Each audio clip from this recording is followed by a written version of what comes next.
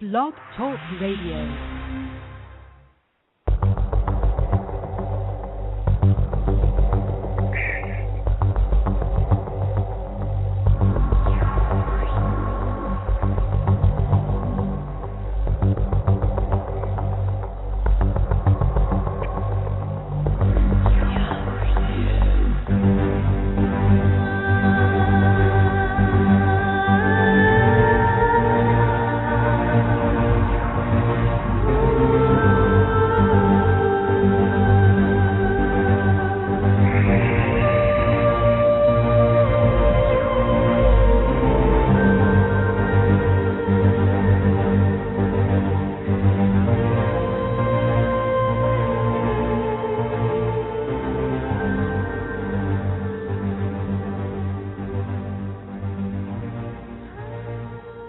Coming to you live from Southern California, this is the Hermetic Hour, and it's Thursday, April 26, 2012.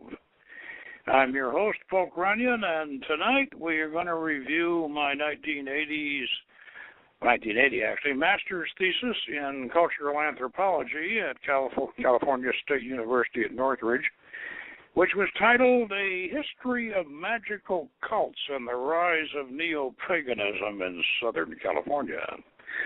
Now, this work has not been published yet and contains what some might consider sensitive material. It briefly reviews the history of the Western esoteric tradition, starting in Alexandria, back in the 1st and 2nd centuries, up through the 19th and 20th century magical groups, concentrating on the modern rise of magic and Wicca in England, and as it immigrated to America. Magic came first in the 1920s, followed by witchcraft in the 1960s. The rise of nature-oriented neo-paganism in Southern California will also be emphasized, and it occurred through the turbulent psychedelic era, and we'll discuss the new coven model organizations. Now, I saw this phenomenon as a cultural revitalization movement, and I referred to it as neo-romanticism. It is a sad fact that most contemporary witches and magicians know very little about the actual history of their traditions, especially in relation to other earlier traditions and groups that they may not be aware they are related to. And now we'll open a time capsule and we'll go back 35, 40 years to the thrilling days of yesteryear. And I said, tune in and we'll rip the veil of mystery from our history. Okay, now, this master's thesis of mine it ended up being book length. It's about 60,000 words, and it was the first master's thesis at California State Northridge to be electronically typed and keyed in and electronically reproduced. And so actually we had this done professionally. And so it was on mag cards in those days. So it is. It's just nice and typeset, right? Justified and book type and whatever. So it was the first one of that, first one to be that way, and the rest of them earlier were all typewritten. Now, I'm going to read you the abstract, and as you know from listening to this show, an abstract is a little synopsis of what the program or the thesis is all about. So this is the abstract for the thesis.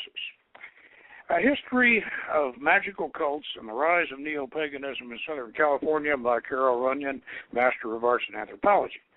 And this study traces the development of a Hermetic pagan Western esoteric tradition inculcating visionary aspects of shamanism from its origin in 2nd century Alexandria through a succession of revivals, Renaissance Neoplatonism, Rosicrucianism, Freemasonry, and the 19th century British Order of the Golden Dawn, culminating in the present neo-pagan movement.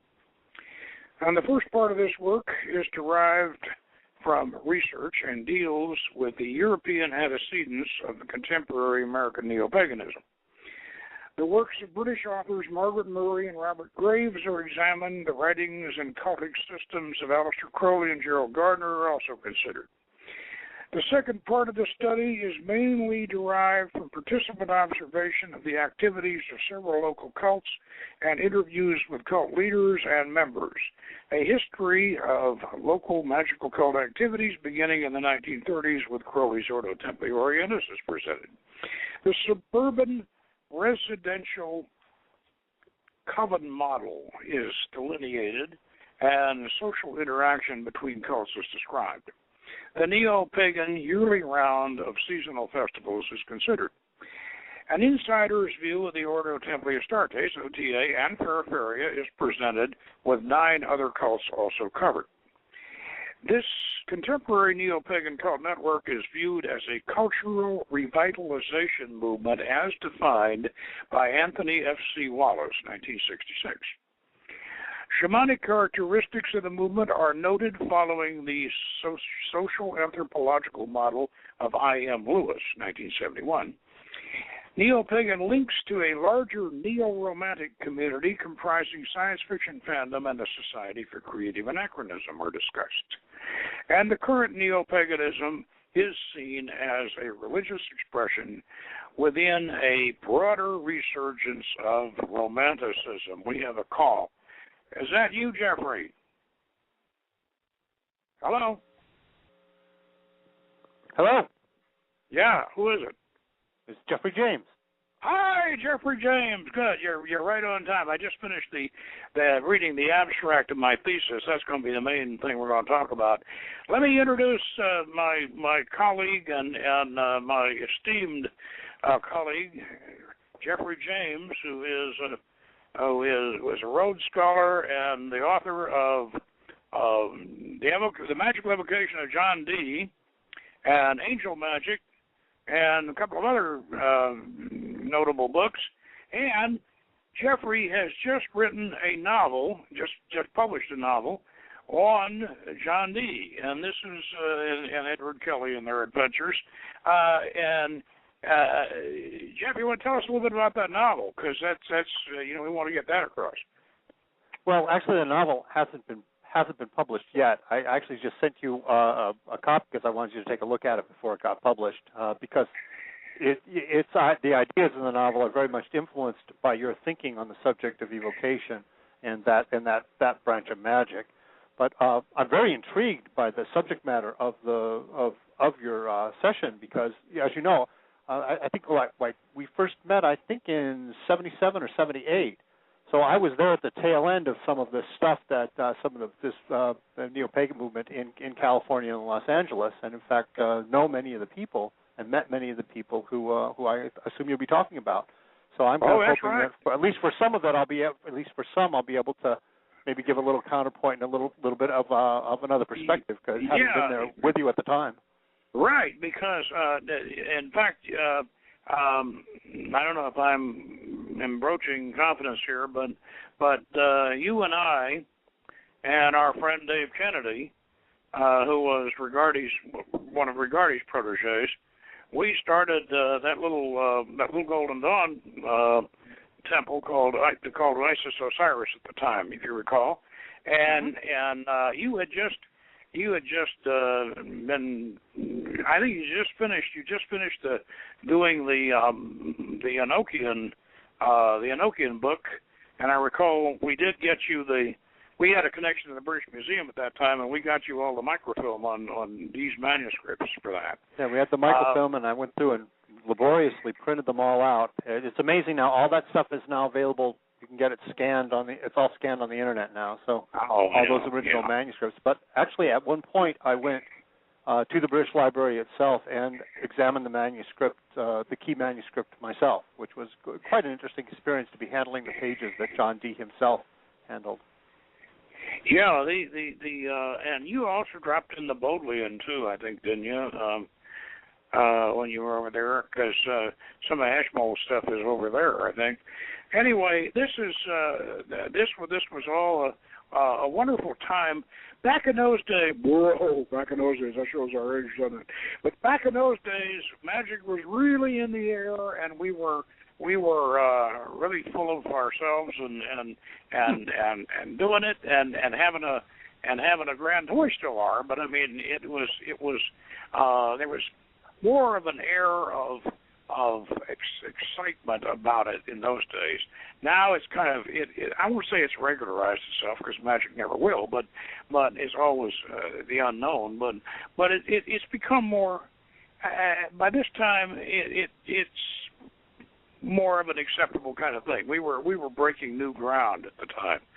And so let me get into reviewing this thesis a little bit, and we get to the point where we know we start knowing people. And so just hang on with me, and we'll get into it now. One of the things what I did, and I don't know whether you ever read this thesis of mine. It never got published, and I didn't try. I recall us discussing it. It in the late 70s. Well, but you know, I didn't try to publish it because it has some sensitive information in it. I use pseudonyms in a couple of places, but then in other places I used actual names of cult leaders and one thing or another. By the way, let me say this about this use of the term cult. I'm using the term cult in an anthropological sense. This has become a perjury. That word has become loaded, and I don't want to give the impression that I'm looking down on organizations by calling them cults. The anthropological meaning of the term cult means a group that is led or founded and led by a charismatic leader. That's a cult in anthropological terms, and that certainly fitted all of our organizations at that time. When the founder dies or gives it to somebody else or whatever, then it becomes a sect. That a sect is the second generation, but the cult's the first generation when you have the charismatic leader. So when some of these some people use it as a derogatory term, and they call Mormonism a cult. No, Mormonism is absolutely not a cult. Couldn't possibly be, not unless Joseph Smith was still alive. And so that's a term. It means a small. It doesn't have to be small.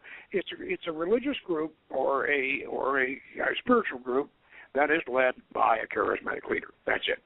Now, so I use that term the way we define it in anthropology. Now, we started off and we covered the growth of the Western esoteric tradition all the way from Alexandria in the beginning, all the way through to the Golden Dawn and the OTO, and then on to their importation into this country. And this is the point that a lot of people that are witches and neo-pagans today don't understand. They don't understand how all this got started. And there are reasons for that, and the reasons why they don't understand it. One of the reasons is that cult, here I've used that term again, cult leaders don't really want you sometimes, they don't really want you to know where they got what they're using. In fact, just recently, I ran across somebody who is in a version of a witchcraft order, and I'm not sure that this individual even knows who originally founded the tradition that this person happens to be a member of. They don't know, because the head of the coven wouldn't tell them, and that quite often happens. Now, what happened was that over in England, you had Aleister Crowley with his he took over the German Ordo Templi Orientis over there, and that was that. And then you had the various splitter groups breaking off from the Golden Dawn. Now, they came over to this country, both the Golden Dawn splinter groups and the OTO, and got over here in this country in the 1920s. And Paul Foster Case, had a Golden Dawn charter, and then he modified it, of course, and took out the Enochian, and that became the BOTA, and eventually became the Fraternity of Hidden Light. That all comes from the Paul Case group, and Aleister Crowley, Wilfred Smith had an OTO charter, and he started in the late 1920s here in Southern California, and that eventually went through Jack Parsons, and then went into a very interesting group, which we'll discuss tonight, which hardly anybody ever talks about anymore, and it's a fascinating and a terrifying story in many ways. And that is the Solar Lodge of the OTO that was led by Georgina and Richard Brayton over at USC. And they came to a very sad end, and we'll discuss that to some degree. But anyway, that's how the OTO and the Golden Dawn got over here. And then there were some Orthodox Golden Dawn groups too, because Bergardi belonged to one in New York. And then here's how the witchcraft groups got over here. Gerald Gardner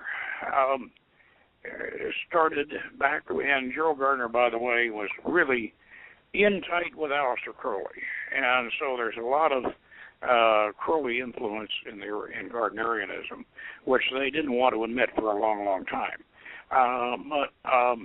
But Crowley helping Gardner, because Crowley's more literate than Gardner was, and they started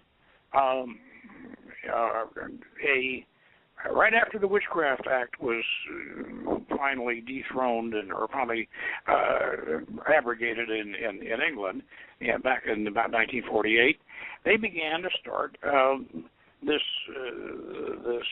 revival of, or they claimed it was a revival of medieval witchcraft. And actually, whether it was medieval witchcraft or not, that's debatable. But it was certainly a pagan kind of a thing, and a little bit risque. And we won't go into too much of that. But anyway, they started that, and meanwhile. That was kind of very, very loosely based on Margaret Murray's material, but meanwhile, Robert Graves, the great English poet, and he had published this wonderful book, which we're going to devote a whole show to next week. It was a tremendous influence on the pagan movement, and Paraferia and Order 1734, and all these various really, really serious pagan groups were tremendously influenced by Robert Graves' book, The White Goddess. And this was a marvelous piece of literature. And it's sort of the successor of Fraser's Golden Bough. It was a marvelous, marvelous thing. And it's difficult to understand.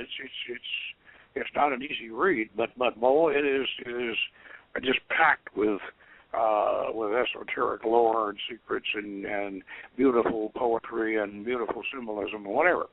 This became the Bible of what you might call the intellectual end of witchcraft. And the proponent of White Goddess magic, the first proponent, was Roy Bowers, Robert Cochrane, with his Order of 1734 over there in England. But over here in this country, it was Fred Adams with Paraferia. And Fred Adams, of course, had made the pilgrimage over to Majorca and had spent a weekend with Robert Graves. He had spent a lot of one over there. And and the White Goddess was really a seminal influence on Paraferia. Paraferia, the Southern California neo-pagan nature cult, which I'm proud to be a member of and one of the old members of, and still involved with it. And then, of course, 1734. Meanwhile, Gardnerians came over through Ray Buckland. They were over here in the early 60s. We had a group that was remotely connected with 1734, but mostly kind of homegrown. It's Bill and Helen Mose. I don't know, Jeff, whether you ever heard of the Moseian tradition or what eventually became known as American Traditional, Amtrad. Did you ever hear of that one? No, actually, I haven't heard of that one, but I certainly remember Fred Adams. But the Moses started off witchcraft here in the Los Angeles area, Southern California area. Bill and Helen Mose, and this is back in the very early 60s. And they, in fact, as a matter of fact, they initiated a lot of the witches that are are getting to be our age, but they initiated. I think Dave and Ann originally. They initiated some of the Gardnerian elders who were originally initiated by Bill and Helen. And Bill and Helen, they actually put their tradition together using a very eclectic mix. Ed Peach, Ophiel. They used some of Ophiel's books, and it was kind of a mixture, like all witchcraft. It was a mixture of pagan elements and hermetic lore, and they tried to avoid direct Kabbalistic. They used Kabbalah, but it was always transliterated into some kind of pagan format. But so that American traditional witchcraft was the first in this scene, and then, but meanwhile, of course, the OTO was going in its own little enclaves, and Rigardi was over in Studio City, kind of licking his chops and getting ready for the psychedelic era at that time. He hadn't quite he hadn't quite come back on the scene yet, but the Order of 1734 that came over with a Johnny Appleseed called Joe Wilson. Now, Jeff, you remember Joe Wilson? Yes, I do remember him. Oh yeah, crazy. Joe was a wild man, but Joe was really a brilliant magician. I mean, he really was good. He was kind of scattered all over the place, but Joe Wilson had corresponded with Roy Bowers, and Roy Bowers is 1734. It's very enigmatic, based on the White Goddess.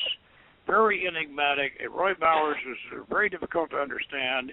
He was very ambiguous, but he corresponded with Joe and gave Joe a great big stack of letters and gave Joe carte blanche to start the 1734 tradition in this country, which Joe did, and initiated myself and Jeanette. We both got initiated into 1734.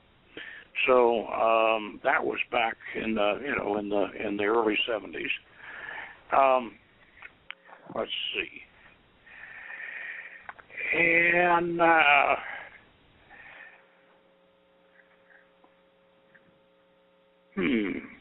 just got a note here, which I don't understand at all. Anyway,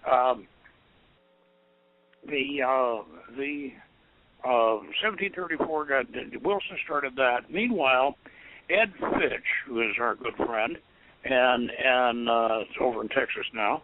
Ed Fitch was initiated by Buckland. He got on the scene, and Gardnerian. He initiated several people into Gardnerianism. So the Gardnerians were on the scene. This is all back around 1970. This was all coming together in 1970. Feraferia had been going. There was a group called Hesperides that Fred had started, and then that metamorphosized into Feraferia. Feraferia got started in 1968, and we came on the scene in 1969-70 with the OTA. And there was another group which figured rather prominently in all of this called the Church of the Eternal Source, and this was Egyptian. This was a reenactment of Egyptian tradition. You remember the Church of the Eternal Source, Jeff? No, that I don't remember. Well, they were Egyptian, and they did some really nice craftsmanship and recreating Egyptian rituals and what have you. Let me point out some of the origins of what was underlying the creation of paganism and the platform from which it arose here in Southern California. There had been arising from, in the 1950s, arising out of the science fiction community, and Las Vegas is the oldest science fiction fan club, I think, in the whole country, and it was here in Los Angeles. And Jack Parsons and Jack Williams and all those guys, they were all either members or hung around Las Vegas. And Las Vegas gave birth to and this is one that hardly anybody remembers anymore, they gave birth to a strange group called the Chesley Donovan Society. Now, the Chesley Donovan Society was entirely, they created their own mythology. They had their own Grand Duchess. They had their own language. They even created a language called Donovanian, and they created a fictitious kind of a Balkan country in Europe that they're all supposed to come down from, and this was a complete altered. It was like a role-playing game. And this was all in the late 1950s that they did this, and like I said, they had their own language and their own ceremonies and everything. And then they even created a perihelion ceremony. And these guys were all science fiction fans, and they claimed to be agnostics. They didn't want to worship anything, but yet what they were really doing, though, and they were, of course, romantic, obviously, what they were doing was they were creating what the prototype of a neo-pagan cult. And you can see, as you see this, you can see this desire to create this thing, to create their own fantasy and live in it. And this was the Chesley Donovan Society. And so when the all the factors came together, when the psychedelic era hit, and people were suddenly taking doses of spirituality, and college kids were turning on and all of that, that's when people who had been yearning for this romantic expression, that's when the witchcraft and magic and all really took off. Now, one of the very you say. Yeah, Jeff, you probably didn't hear too much about the Silver Lodge, but maybe I can remind you of it when I say that was the group that were stigmatized by the boy in the box scandal. Do you recall that one? No, I think that might have been before my time. No, I don't. I'm not so sure. It was around 1969. And 68, 69, I was only 15 then, so. Oh yeah, well you were too young. You were a little too young for Georgina Brayton to get her hooks into you. But here's how that went down, and that's a story that's good for a whole book in itself. Georgina Brayton was the wife of Professor Richard Brayton, who taught at USC. And they were well off, and they owned 3 great big old houses, big old brownstones down around USC, that they rented out, these 3-story houses. They rented them out to college students at USC.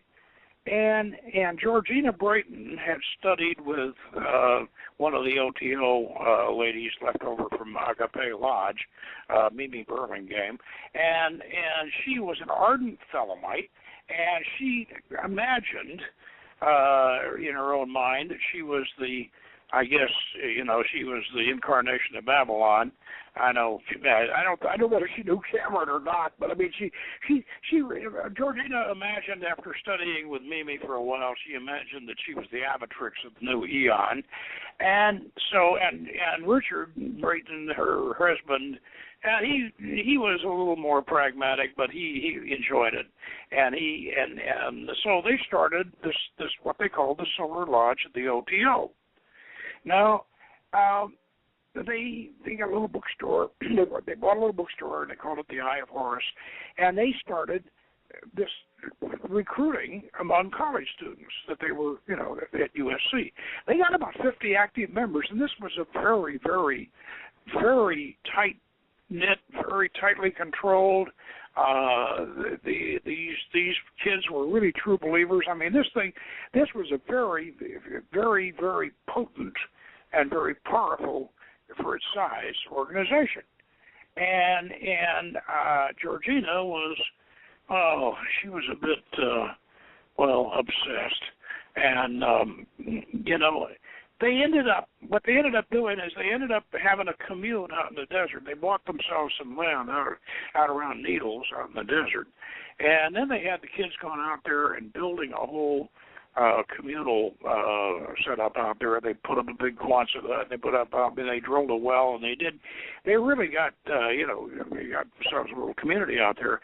And they were into this apocalypse, this doomsday thing. It's going to be us against them, whatever. And what happened is that they ended up making a mistake of taking the child of one of the members, a 9-year-old boy who was hyperactive and emotionally disturbed, and they sent him out there to that commune out in the desert. And the kid burned down the whole complex, and they ended up putting the kid, restraining him because he was running around like a wild animal and hurting himself and everything else. So for one night, they shut him up in a packing crate. And they were all sleeping in packing crates out there. And the sheriff swooped down on them, and the story ended up that they had this kid chained in this box for 56 days. And this was a nationwide scandal. I mean, the whole thing just blew up. It was a horrendous child abuse. And they got these poor teenage college students who were, in their 19 and 20. And they got about 9 of these kids, and they put them in jail, and they just ruined their whole lives. And the kids hadn't done anything wrong, really. And they got this. They got the kid. They suborned perjury with one of the guys to agree that the kid had been chained in the box for 56 days and all this. And this was a horrendous scandal. Meanwhile, the Braytons took off. They wouldn't stand up for him. They took off for Mexico, and this whole thing just was awful. And the Riverside Sheriff's Department and the newspaper out there and the prosecutor, the district attorney, and all of them, they went on a witch hunt. It was terrible. Literally. I had one of my grad student friends. It was in the same grad student class that I was. He had been a member of that thing, and he was lucky. He himself was lucky that he wasn't able to be out there at the time it happened. But his girlfriend was, his fiancée, and she committed suicide as a result of this. They put these kids in jail, and they wouldn't turn them loose, and they charged them with misdemeanors, but then they just kept them in prison indefinitely, and the poor girl committed suicide. It was terrible. So anyway, the story of the Solar Lodge is one that I researched and had personal informants and all of that on those. So that's a story that has not been told, and it should be. Georgina's passed on now, and she's that's the end of that. But we went on, on to cover. And I mentioned it the other night, when we did the show on politics, magical politics, I mentioned the Themis War, when Fred Adams started the Ecumenical Council of Pagan Groups, and how that fell apart. And I'm not going to. I've covered that in detail in the thesis here, and I don't pull any punches on that one, except that I will say this before anybody gets out there listening gets too worried. The one individual that really was responsible for all the mess in the Themis War, and it wasn't Tim Zell, by the way.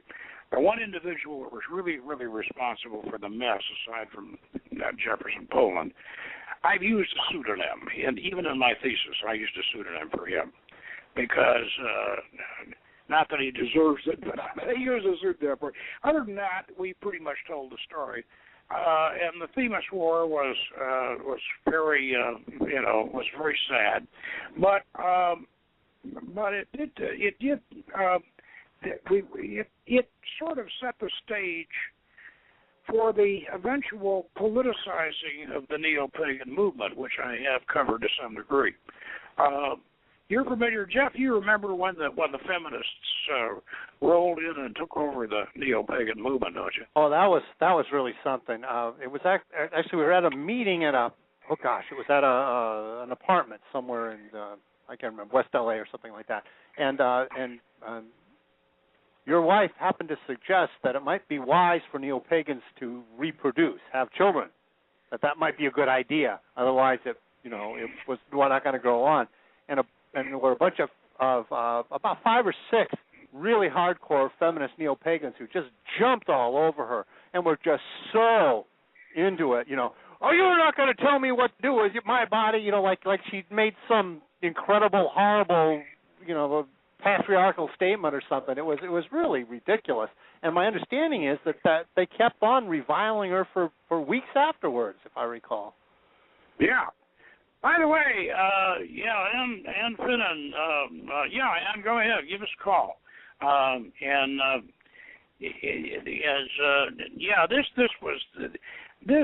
Well, I think we can talk about this now, because the feminist movement is still very powerful in paganism, especially up the San Francisco area. And they're still very powerful, and they still have a lot of influence. But at least the pagan movement has normalized to the extent that we don't have, that I didn't notice, at least the Pantheacon last time. I didn't notice this hands-off women's religion stuff. I honestly don't think that feminism as it exists today is beating the same drums that they were beating 25 years ago. Oh no! It's completely changed. It's completely changed. But back then, it was pretty raw. It kind of had sort of a raw philosophy. I believe that was right around the time that Catherine McKinnon became popular, and some of the more radical, just kind of anti-male, anti-sex, hard feminism. I think it's pretty much lost that, except in some academic circles. I don't think you see it anymore in neo-pagan. Yeah, you're right. Now, just speak along that line. Ann, are you on? Yeah, I'm right here, Poke. Uh-huh. Okay. You remember Jeff, don't you? Oh, absolutely. Well, I'm looking forward to his book. Hi, Ann. Well, hey, Jeff. Yeah. Anyway, Ann, you want to add to? I remember when this, when they after Themis, when they started a couple of councils after that, and those of us who really didn't want to get into this hands-on women's religion thing, naturally they don't want us to either. We had some interesting confrontations with them, especially up there in the Bay Area. I remember you and Dave went up to some of those meetings. Do you want to talk about that, or are you still a little sensitive about it? Oh no! It gets better. It really does. Talking about whether it's gone away or not, it hasn't. Just as an aside to run you up to last Pantheacon, You guys all remember Z Budapest, right? Oh, yeah. Well, she caused a kerfuffle up at Pantheacon because she wanted to do a women's-only ritual, and a whole bunch of transgendered fellas wanted to join the ritual, and she wouldn't let them, and they staged a sit-in protest out in front of her ritual room, and there was a big kerfuffle about the fact that she only wanted physical women, that transgendered or transvestite fellas need not apply. And there was a whole kerfuffle about it being discriminatory and how she was such a bigot and all this other stuff. It was really quite fun. Really, she is. I got to, even though she caused, I think, far more problems than anybody else. But she really did some amusing things. I remember she gave a lecture to a group of anthropology faculty and graduate students one time. And in the course of the lecture, when she's talking about the history of the Western tradition, she said, well, you all know that Alexander the Pig burned the library at Alexandria. Alexander the Pig? Alexander the Pig burned the library at Alexandria. Well, of course, immediately, everybody, male and female, in the audience just, and that was the end of her. But now, I don't think, and I've met Z and I've talked with her and all that, I don't think Z Budapest was really, when she said that, I don't think she's really that dumb, and I don't think she's really that uneducated. I think that represented an attack on the entire intellectual aspect of the neo-pagan movement. You follow what I'm saying? Yeah, and she's still doing it. It's sort of one of these things that for some people it will always be 1968, and she's one of them. It's her only claim to fame. Yeah, well, that's let's don't beat a. I'm not going to say she's the dead horse yet, but let's we get away from that because we don't want to spend too much time ragging her. But it's the attitude. It's the attitude Yeah.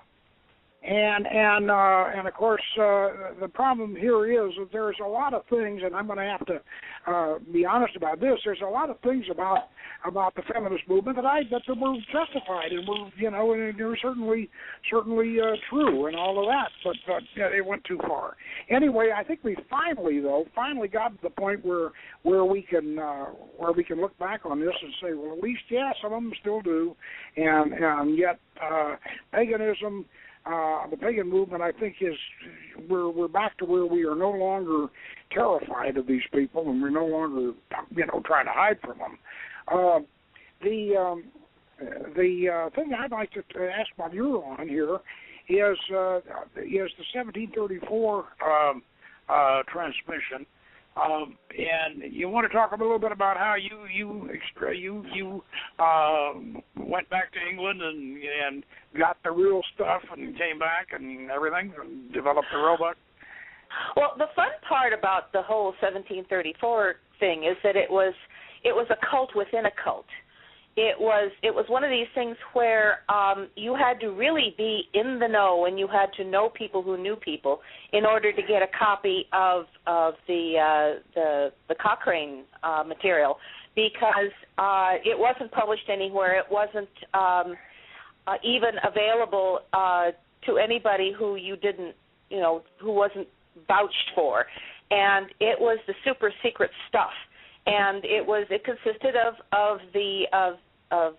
some letters that Joe Wilson had received from Robert Cochrane in 1966, and it was they were something that was very different from the Gardnerian Eye of Newton to a Frog brand of witchcraft at the time. It was very philosophical. It was very mystical.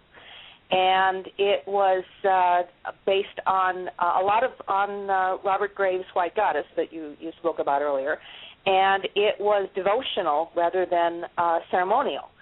And there were bits and pieces of traditional lore that was involved in there, but for the most part, it was philosophy rather than rituals. Yeah. And this was something that was totally and completely different from anything anybody had ever seen. So yeah, I read across that glossy. By the way, I've got that glossy of the menhir in France. Right.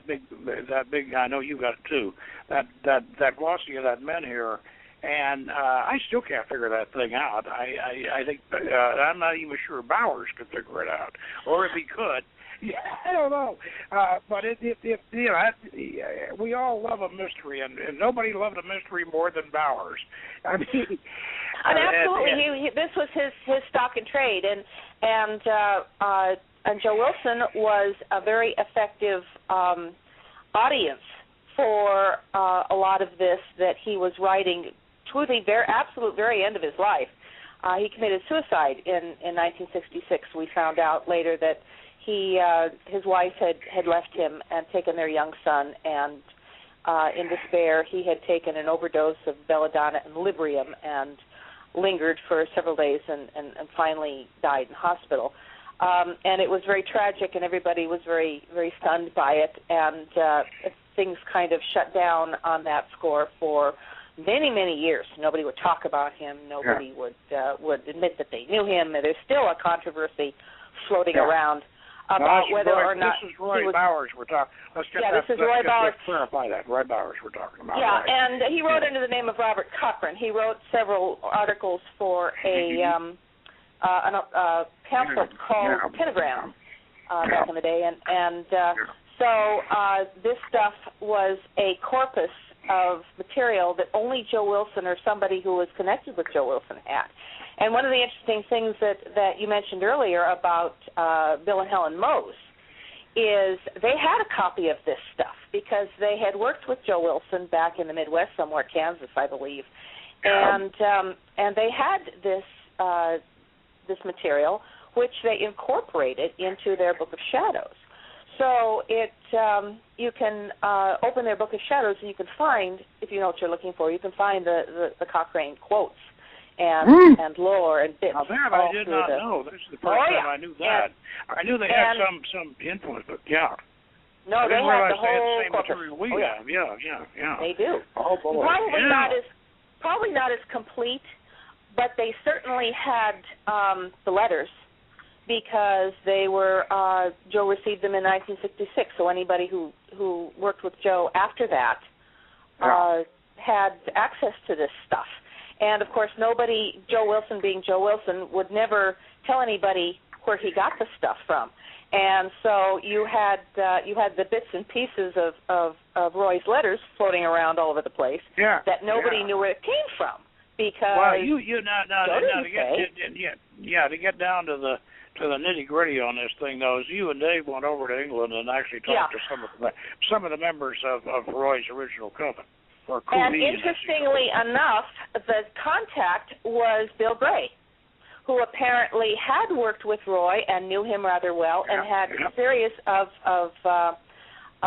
correspondence from him over the years, and apparently worked in his group for a year or two before he died.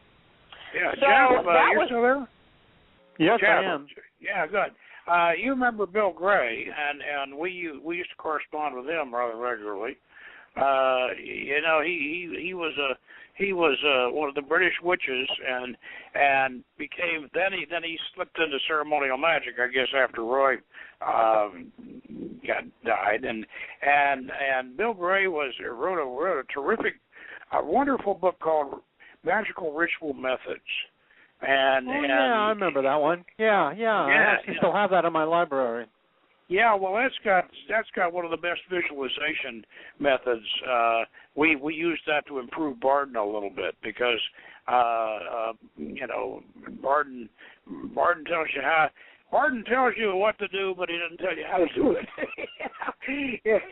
Anyway, let me talking about this thesis here that we got. Let me go over a few things here. That I got a chapter in here, chapter 7, called Three Neo-Pagan Cults in Southern California, and I did Parafaria, and I did the OTA, and let's see, what else did I do?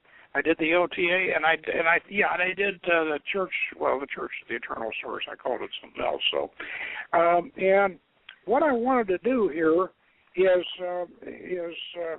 kind of explain that to get to the thesis part of this. In other words, the anthropology part. We've been talking about how things were and where things got started and all that kind of business, but we have to look at this. I had to look at this from an anthropological point of view. Otherwise, I couldn't have. They wouldn't have given me an MA and patted me on the back and whatever. And so what I had to do is find a model. And the model for this, I used Anthony Wallace's revitalization, his revitalization cult idea. And so what I did is I said, okay, this is a resurgence of the Romantic movement, and we're using a spiritual base for it. And so Anthony Wallace had come up with, he's an anthropologist, he come up with this idea of revitalization cults, and what he termed a revitalization cult was when a cultural group, an ethnic group or something, feels like they're disempowered, and they feel a sense of enemy, and they feel like they've been kind of forgotten, and their religion no longer, or the religion that they are using no longer does it for them. They go back to what they, either a reconstruction of their roots or the actual roots. They recover something and they come up with it, and they say, this is who we are. And they go on a kind of, it's kind of a revival. It's almost like, but the perfect example of this, the perfect example which Wallace uses, is the Plains Indians ghost dance movement. The ghost dancers, I know we've all heard about that. That was after the Indian Wars, and after we had whipped the hell out of them and put them all on reservations and made them miserable and killed all the buffalo and given them smallpox and made them feel like third-class citizens and everything else. Then they had the ghost dance, and this was their revitalization. And they actually, the ghost dance was really kind of half Christian, because the Indian shaman who developed it he'd already kind of halfway converted to Christianity, so it was sort of a combination of the Book of Revelations and the Indian legends, but it still was Indian. In other words, it was American Indian, and it was and of course it scared the hell out of the government, the army, and everything. But this is a revitalization movement. It's a culture, a depressed culture that wants its roots back. Well, now, so Christianity no longer did it for young people in that era, that Vietnam War and the psychedelic era and all that. The young people, Christianity, that was old hat. They wasn't doing anything for them. So they wanted an expression. They felt disempowered. They felt frustrated, and paganism and magic too, which is kind of it's paganism underlined. Even if you're Rosicrucian, there's strong pagan elements in it, and so this was a revitalization movement. And I called it a resurgence of the Romantic movement. And so this was what Jeff, you want to comment on that? Actually, Polk, I wanted to ask you a question about this, and it had to do with do you think that over the years, the barrier between neo-paganism and kind of high magic has become more permeable or less permeable? Do you think there's more movement back and forth between the two, or less? Because I feel like you've got such a long perspective on it that you'd be able to see the trends probably better than just about anybody else. Well, I to answer that, there may be you may be asking me to agree with what I want to agree with, and so you have to take that into consideration. I want to say you're right, because that's what the OTA was from the beginning. It was a synthesis of the pagan and the traditional, and traditional magic, and we had problems with this because the pagan, the out and out pagans, they thought we were hermetic and biblical. And then the biblical, the people that were into Rosicrucians, they thought we were pagan, and nobody. So we would have people. So now finally after all this time, people are beginning to accept this, the connection between the Kabbalah and Hermetic. The Hermetic tradition and paganism. And we've used, when I started all this off and wrote the seasonal ceremonies and everything else, that was before I became a Mason, actually. But then once I became a Mason, I realized, hey, Hiram of Tyre and Hiram of Bith and even Solomon were all pagans. And the Kabbalah is pagan. And so why can't people realize this? And Masons, we got the 3 Grand Masters of Masonry, and all 3 of them are pagan. And so what's the problem here? So yes, I think people are finally beginning to realize this, that there is a synthesis, and of course the fundamentalists, the fundamental Christians and Orthodox Jews have always believed that any kind of occultist is a pagan, as far as they're concerned. You know what I mean? So yes, I think we're finally bridging the gap. I think we're finally doing this, and obviously, our recent growth and all of that's bearing this out. Now, but that's what I want to think. Now, what do you think about that? Ann, what do you think? I think that it depends on the group, but from down here on the ground in the deep in the Wicca weeds here, there's absolutely not just a synthesis but a merging. There's Gardnerian witchcraft is basically pagan ceremonial magic. I mean, if you go back to Gardner's original work and some of the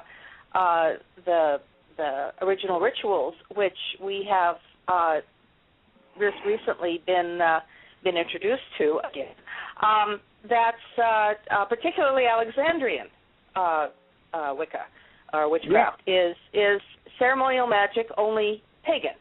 They worship the goddess and the old gods and all of this, but you have the Kabbalah, you have ceremonial magic, you have in some cases archangels at the quarters, you have the Golden Dawn quarter system, you have all of the aethers, and you have all of the elemental kings, and you have all of that stuff in a pagan format. And Wicca, 30, 40 years down the line here, particularly in this country, have no clue where any of that comes from.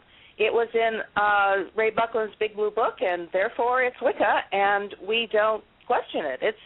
It's what we do, and we wave our Athames in an invoking pentagram gesture at the quarters, and call upon Oriel and Michael and what have you, and the watchtowers of the east and the watchtowers of the west, and invoke the goddess and the god, and join hands and dance on the maypole. I have kind of an interesting historical point from the other end of it, which is the point that Polk said that much of the Kabbalah actually comes from pagan sources. It turns out that we have a tendency to look at history, particularly history of biblical times, through the lens of the Old Testament as it was collected together in about the 1st or 2nd century. And when they actually look at artifacts from the period before, before the Christian era, you find out that that far from being like the Judaism that we came to know in medieval times, or that mostly that we see Judaism is, that actually it had a lot of an enormous amount of pagan influence and Greek influence, and their religious objects had it was far more syncretic than you would lead you to believe when you look at it from the view of the Old Testament. And that particular view of Judaism was reinforced actually when they found the Dead Sea Scrolls, and they found the original or early manuscripts of the Book of Enoch, which is very much angels and demons and spirits and very much a magical handbook, and was at that time a big part of Jewish thought that was later on expunged. So Pope makes an absolutely valid point, which is that the Kabbalah's original source is covalent with the source of Greek magic and Roman magic and milieu. To go along with what you're saying here, I think you probably read Kieran Berry's Greek Kabbalah, and in this, it's a scholarly work. It's just very well done. He points out that the Kabbalah, as we have it, was originally Greek, because the Greeks were equating. They were regularly equating their alphabet with the numerical equivalents before the Hebrews started doing it. Even though the Hebrews may have had something along that line, but the key to this is that the Septuagint has the numbers in the Bible were all in Greek, in Greek letters, to indicate the numbers. And frankly, we published in the latest Seventh Ray, and this is a plug for those of you who haven't gotten it, at the Green Ray, we published the extrapolation of Marcus's 2nd century Soma Sophia system.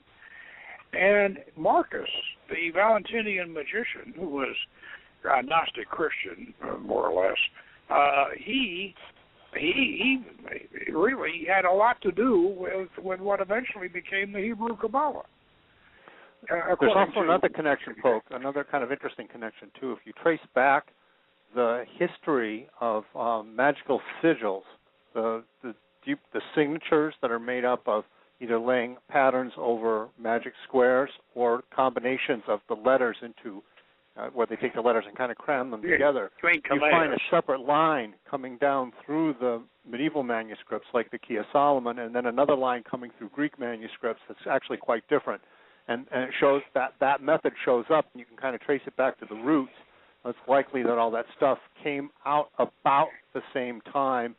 That maybe certainly you can trace it back to like the 11th or 12th century, and then probably earlier. But the fact that there's multiple trees of that way of thinking shows that if you trace it back, it probably comes back to some original source sometime in the early centuries of the Christian era. Oh yeah, and what we have, if you want to put the Kabbalah together, the structure of it, as far as the Tree of Life is concerned, is obviously Mesopotamian, and probably if the Hebrews had that much to do with it, it was during the captivity that they got it from, and along with the planetary attributes.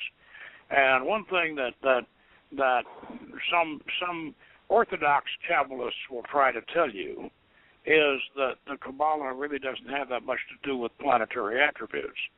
That is horsepucky, because anybody who has a full set of the Zohar knows that that's not true. The astrology and planetary characteristics are very, very heavy in the Kabbalah. I mean, there's a tendency, Pope, there's a tendency, particularly in academic circles, to want to strip off the synchronicism and the connections between things like that. You see it in Taoism, for example, is that when people talk about Taoism, they always talk about it in its highest philosophical form and don't really address the fact that it's actually a set of magical practices, and people practice magic under Taoism, and there's a lot of spirits and things like that connected with it. I think the same thing happens with the Kabbalah. The people look at it, that people who study it in as part of their Jewish education or part of an academic background, want to raise it to its highest philosophical level, which is very abstract and very disconnected with its real roots, when in fact it was a form of practical magic originally, and was in that form when it originally became part of the Hebrew culture. This is one of the reasons why magic is universal. At least it's universal to what we call the West. Now, what we call the West is really not that much the West, because we're going all the way from Mesopotamia all the way to even from India, even Persia and India, and all of this is. So I don't know whether what we call the Western tradition might better be called the Mid-East and Western tradition, maybe, because the only thing we didn't tap into too much was the Chinese. They developed their own thing, pretty much isolated from us. Interestingly enough, they came up with some systems that were similar, but obviously derived from, like for instance, the I Ching and geomancy. Now, geomancy is kind of Western, and the I Ching is obviously Chinese, but they're both these binary systems. They're both, and I think in a way they may have developed independently, because like the atlatl, the spear thrower, they were the Abos in Australia developed the spear thrower, and the American Indians way over developed the spear thrower, and there probably wasn't any connection between the two. So, but I would draw the line. I really would. I'd draw the line. But then here's another fascinating thing, and I dealt with this in the thesis, in my thesis here. And recently,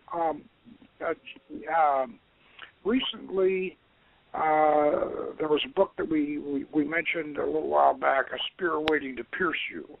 And in this book, I'm trying to remember the guy's name that wrote it. Anyway, Kingsley, Peter Kingsley, in The Spear Waiting to Pierce You. He's talking about the and I don't know whether you're familiar with this, Jeff, but that supposedly, according to several anthropologists way back from the 1930s on, that they theorized that the inspiration for Greek mystical philosophy, for the Pythagorean, for the Orphic, and the whole Greek shamanic philosophy that became Greek mysticism and gave rise to philosophy, originally came from the Altai Mountains of Mongolia, and that these were the Hyperboreans that brought this down, and Apollo and the Orphic philosophy. And by the way, that Orphic philosophy figures very heavily in 1734. Hey, Ann, are you still there? Yes, I'm here. And in fact, I might add that one of the tales about Pythagoras was that he was supposed to have spent many years studying with the Druids, and that there's an awful lot of Druidic magic and that kind of thing in Pythagorean philosophy, and that the Druids were, of course, mystics as well, and did shamanic journeying and things like that, and it found its way into Pythagorean philosophy. So that's another. But Dobbs, and then later Kingsley, they're saying that the inspiration comes down from the Altai, and somebody, and then some other people are suggesting, Kingsley doesn't, and Dobbs doesn't, but other people are suggesting that, they came down from the Altai with a leather sack full of dried amanita, and that's what started this whole thing off. Yeah, well, maybe so. I don't know, but let's put it this way: the Scythians were probably the ones who were up in the Altai, the shamans. In other words, the idea is a Siberian, Altai, Central Asian shamanism is supposed to have had an influence on our highest philosophy. You guys heard about that? I've heard of the Scythians being. I've also heard of the Scythians being refugees from Atlantis as well. So it depends on how far back you go. But the Scythians were horsemen. They had a horse cult very similar to the Celts in terms of the horse being a sacred animal and one of their goddesses having the form of a horse.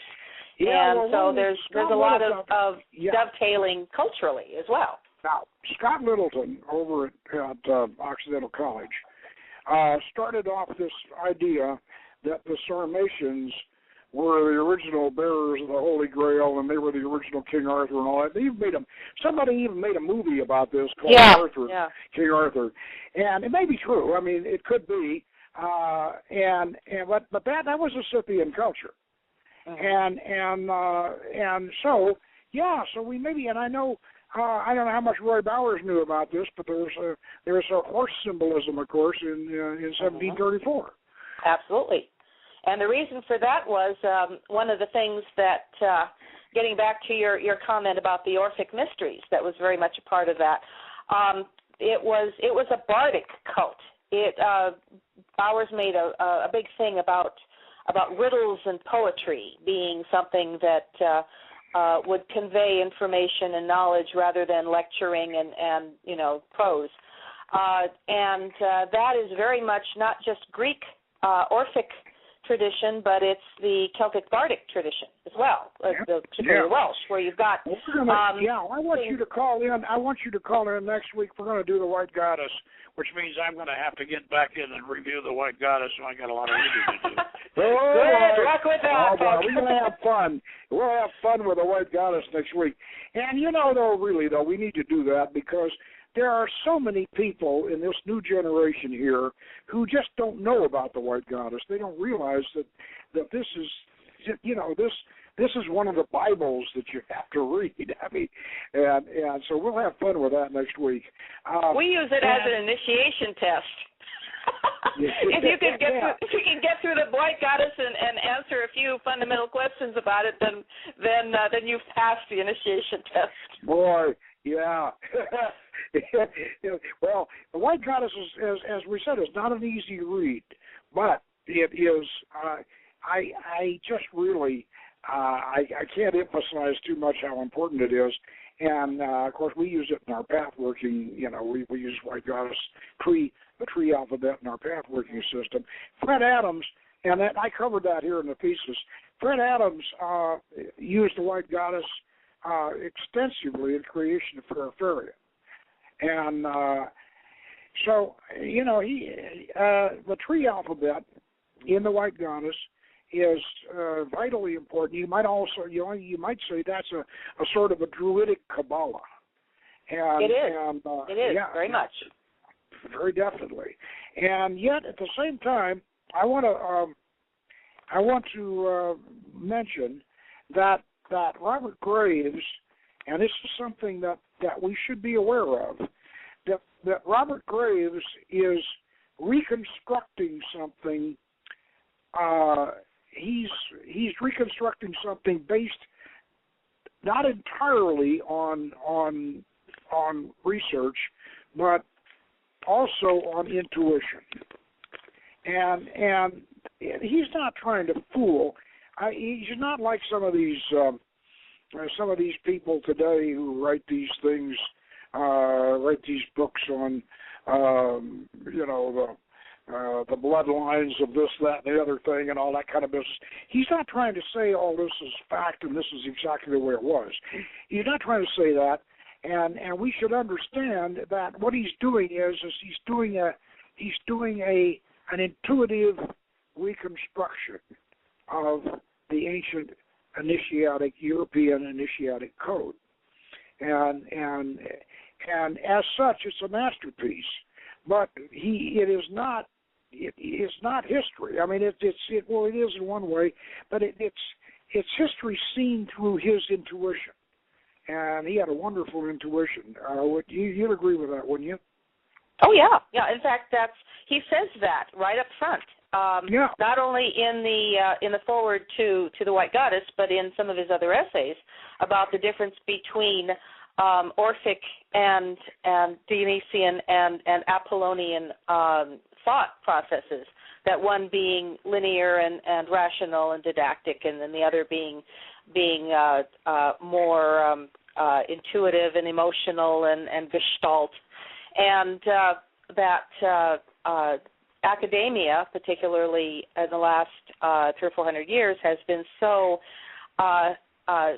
obsessed with things being factual that when something comes along that is, for example, some of the books in the Bible and some of the books in Celtic myth, where is it history or is it myth? Well, it's both. Well, how can it be both? Well, did these things really happen, or are they just stories? Well, yes. So you have this. What is history? It's the tale told by the victor. So that's what he's trying to do, is to say not everything is in history and in culture is physical. That some things are metaphorical, some things are psychic, astral, if you will. I want to along that line. I want to read you something here that I wrote regarding what you're saying, and let's see. These writers, and I'm talking about Graves and the rest of them, are reasserting the primary importance of cosmic and natural phenomenon beyond certain significant myth themes. For example, Samson, Hercules, and Gilgamesh as cited by D. Santa and von Decken, and the Sumerian myth of Enlil cited by Ackerman. The implication is that pre-scientific intellect was as sophisticated in its own magico-poetic context as any present epistemology. Although they would probably concede this, Levi-Strauss and his fellow structuralists are often prone to ignore it, treating ancient and primitive myths as if they were the results of TAT tests given to children. Using an historico-evolutionary model, I might suggest that the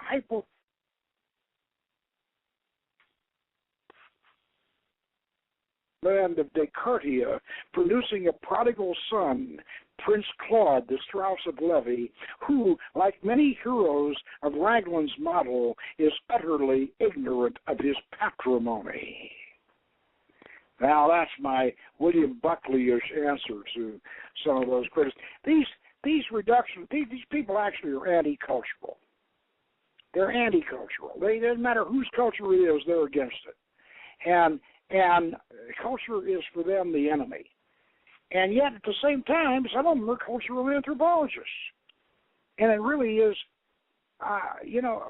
when you don't appreciate what it is that you're supposed to be a specialist in, it's rather. I find it rather disturbing, this attitude. And yet, that is the attitude of a large segment of the intelligentsia. You find that in psychology too. You find that they are so determined to be unbiased that they don't realize that they are biased, and it's an unconscious bias rather than a natural conscious bias. So they don't know they're being biased, and they will deny that they're being biased. But their cultural assumptions are that everybody's an idiot but them, and that's the cultural assumption. Everybody's culture is stupid except theirs, and they can put themselves in their little ivory tower and think that they are being objective about other people's cultures when, of course, they are not. And that's why it's so frustrating, is that you can see the bias. Oh, yeah. You can, here it is 40, 50 years later, and you can see the bias. It's like reading Gambetta, and you can see the feminist bias in every word she writes. Oh yeah. It's very obvious. That's the thing about anti-culturalism is political, and it is ferociously political, because the reason is that culture has power. The culturalist, a cultural mores and folkways are a cultural phenomenon, and they have power. And you don't go against the mores and the folkways of people. But in order to politically manipulate people, these mores and folkways have to be broken down. And so this becomes it becomes kind of a political thing. And so the preservation of culture, granted, culture is also, in many ways, culture is the enemy. It's against progress. It's against, it frustrates people, and it holds them back, and it can be abused, and it can become corrupt, and all of that. So culture has to be modified. Culture has to be, but culture is really what defines humanity. And so I can't agree with the anti-cultural point of view. I think culture should be constantly transformed, constantly evolved. But so I'm very much pro-pagan and very much pro-romantic and all of that. So I suppose that. How do you feel about that? What, that you're pro-pagan and pro-romantic? I think it's fine. I know. You're pro-pagan, pro-romantic too. But But at least you admit it. At least you know and are willing to acknowledge that that's the bias you're coming from. And it's more honest than somebody who's coming along and saying, insisting that they are unbiased and unaffected by their own prejudices and their own preferences, saying otherwise. And so your evaluation of things would be a lot more honest than someone who is coming along and insisting that they are above all of that. But I do want to point this out, though, before we have to end up. One of the things that I did deal with in this thesis, and I dealt with it the other night when we talked about politics, is that because of Ariosophy in Europe before, which gave the Nazis a mythos to use for propaganda purposes and all of this, because of the rise of Nordic paganism, or if you want to call it that, in Europe before World War II. Now, after World War II and that era, anything that smacked of a pagan revival was immediately thought of by this particular intellectual set as being, here we go, here are the Nazis, here come the Nazis again. And the American pagan movement, even with the feminists and all the rest of this, there's nothing Nazi about it. Oh, sure, there's a few Nordic groups that little oddball Nordic groups that we never did accept them too much into the pagan movement. That some of them wanted shock value; they'd wave a swastika around, but that's not where the pagan movement has ever been at, and yet we got tarred with this, and in fact, Romanticism in general got tarred with this, and that's a darn shame, because modern American neo-paganism and magic and all that have nothing to do with that stuff, and that brings up the point that we don't believe. Nobody in these days believes in secret chiefs, or I mean, the cult leader does not tell you, I'm in touch with the secret chiefs, and the secret chiefs have told us that we all have to go out and buy lots and lots of new broccoli. We have to go out and eat broccoli, and we all have to do that because the secret chiefs tell us to. Yeah, I think you'd be laughed out of a coven or a lodge these days if anybody tried to come up with that. Would you agree with that? To a certain extent, I have heard of covens where probably not that outrageous, but I have heard of covens who are convinced that their high priestess is a mouthpiece of a particular goddess, and she who must be obeyed, and all of that. Now, having said that, they should take a lesson. They should take a lesson from what happened to Georgina Brayton. Yeah, because Georgina Brayton thought that she was the avitrix of the Aeon, and look what happened to them. Well, and they meet much the same fate, particularly if half of their group leave and the other half become so obsessive about it that they end up moving in and taking over, which is also one of the things that happens in groups like this, is that they foster the minion mentality, and the minions decide that they're going to move in and mooch. That's happened more than once. Well, this is the whole community. This is something by the way, this is something else I dealt with. Most of us in the pagan movement are not into this commune thing. Most of us are not. And the whole commune thing doesn't work out very well in the United States. I don't know, it might work out. It didn't work out very well for the Tibetans either. But I mean, this whole idea of starting these communes is just not something that the modern pagan movement's really gotten into, fortunately. And anyway, we got to go. And next week, however, call in again next week, because we're going to do the White Goddess next week. We're really going to get into it and all of the influences and whatever, and read some Gravesian poetry and have a grand time. So we'll see you next week, and we'll unveil the greatest secrets that the Master Graves has bequeathed to us. Meanwhile, have a good one and good magic.